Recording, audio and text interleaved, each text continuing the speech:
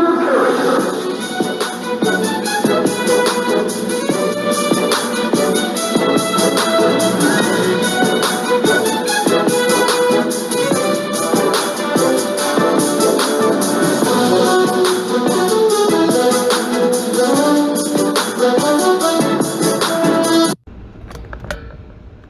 going on, YouTube fam?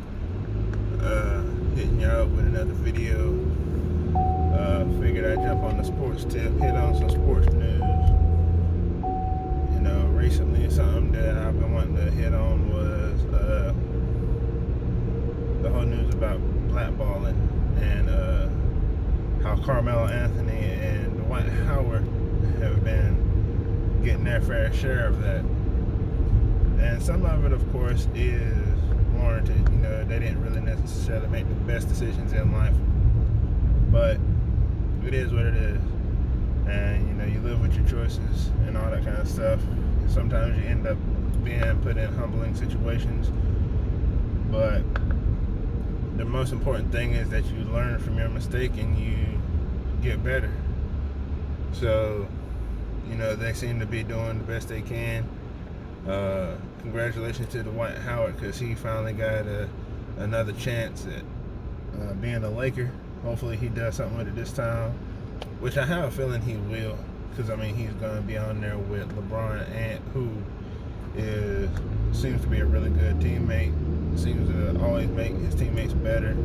So I think in that by itself is going to be good. Plus it's going to be with AD. He actually also doing AD a favor, because AD don't want to play center. So Dwight Howard's going to be playing center, and AD is going to be the power forward. That actually might be a pretty beast mode deal right there. Which actually brings me to another point in regards to the Lakers, man. People be sleeping on them. I think that they got a pretty decent squad, and they're going to make some noise. So it's kind of weird that people are like doubting them just because LeBron's in his 17th season, but he takes really good care of himself. So I don't really understand how people could say the things that they're saying about him and all that kind of stuff. It's just weird. Like, y'all don't remember the fact that this dude is going to be 35 and he's still putting up numbers like he does, and still spends millions of dollars per year on his body. So he's in the best shape he could possibly be.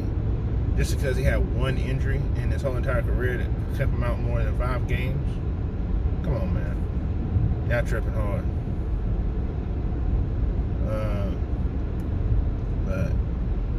But LeBron's living his best life. You know, he's doing the whole Taco Tuesday thing and whatnot. Still getting on that Space Jam 2. But that dude is doing it big. And when the season starts next month, it's going to be something else. I can't wait to see what him, AD, Dwight Howard, freaking Danny Green, and all them other cats. I ain't going to sit here and go through the whole roster or whatnot, but them jokers going to actually be probably killing it, man. I have really high hopes for them in regards to what they have the potential. As long as they play to their potential, they're gonna be lethal. That's gonna be a crazy situation right there. I think they can win at least 50 games, if not more. But I digress.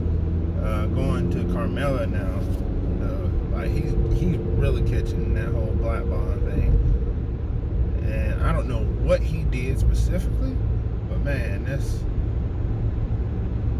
like, man, that dude is an outstanding player, outstanding scorer. He ain't really the best defender or anything like that, but I mean,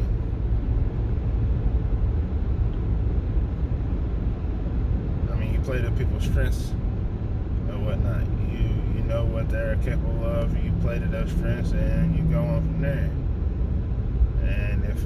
And I'm pretty sure he knows he's on the decline of his career. He might not necessarily say it. Not everybody's going to be wanting to admit that they're at that age, especially if we really love what you do. But that's just where he is in his life. And Brooklyn might actually end up picking him up because Kyrie and KD really want him to come and hoop with them, even though KD ain't gonna be there. That would actually be a pretty nice fit. Even once KD comes back, that'll be a pretty cool fit because him and KD could be the main scorers, and all Kyrie has to do is just lob it up.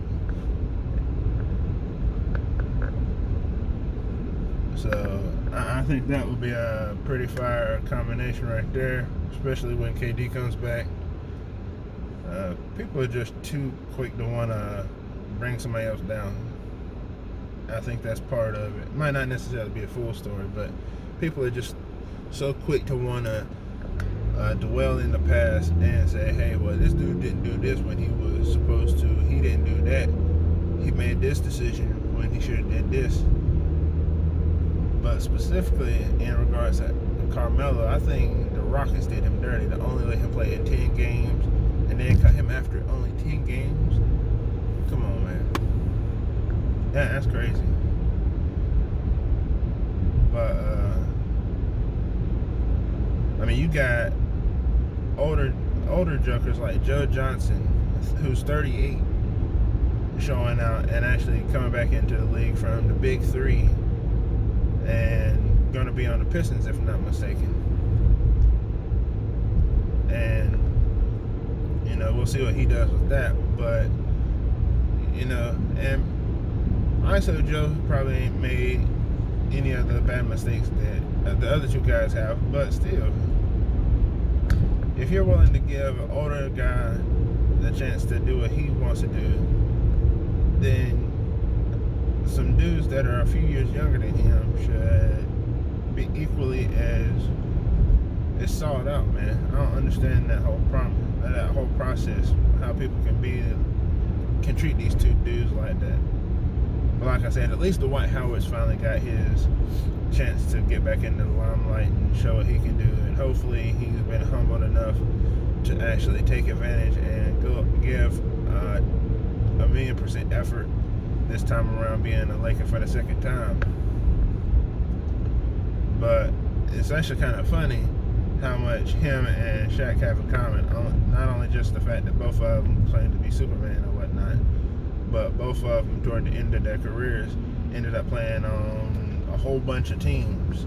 So I think that's kind of interesting in itself, how much they have in common in that regard. Both are big men and all that kind of stuff. That goes without saying, but yeah, I think that's interesting. I really do. I think it's interesting that both of them are in that particular situation, talking about Dwight Howard and Carmelo at this point. But I think, like I was saying before, I think people are so quick to bring up past mistakes that they're not willing to clear the slate and let people do what they do and see if something new and better can come about it. Because I'll go ahead and admit, for real,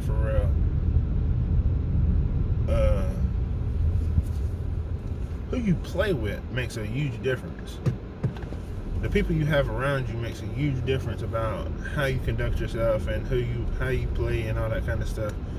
So I think Dwight Howard's in a good position in that regard. He's got a solid squad around him. He's got two really good people to help keep him in line. LeBron, who's a couple years older, AD, who's several years younger. So I think he's in a good situation, to be honest. And I hope, like I said, he takes full advantage. And to Carmelo, man, I wish you the best in whatever happens. And I really and truly believe that you deserve to still be in the league. And I hope that when and if you do land on a team, that you can show out and, help a team out for real, man. Because both of y'all deserve it. Both of y'all are